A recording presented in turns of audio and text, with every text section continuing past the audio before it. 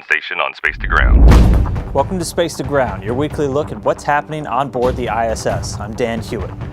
Two NASA astronauts completed a quick spacewalk on Wednesday.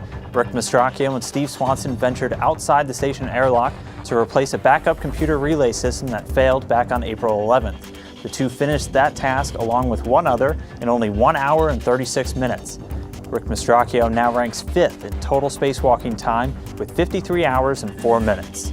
The station residents were also busy this week unloading cargo from the newly arrived SpaceX Dragon resupply craft. Dragon launched from Cape Canaveral, Florida on Friday and arrived at the ISS on Sunday. The vehicle was captured and attached to the station by Commander Koichi Wakata, and then the crew opened the hatch on Monday and immediately began unloading the nearly 2.5 tons of cargo inside. Dragon will remain docked until May 18th, when it will splash down in the Pacific. One of the first experiments unloaded from Dragon, called T-cell activation and aging, is going to be taking a look at the human immune system.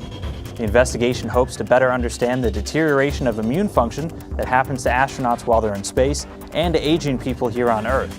What we learn may one day help in the treatment of autoimmune diseases like arthritis and diabetes, and in treating the natural decline of the immune system as we age.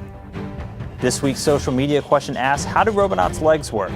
Well, it's a little tough to describe and even a little crazy to watch. They're better referred to as climbing legs, as newest additions are tailor-made for getting around in microgravity. They act as a highly flexible means for the robot to get around inside the station and to stay in place when performing different tasks.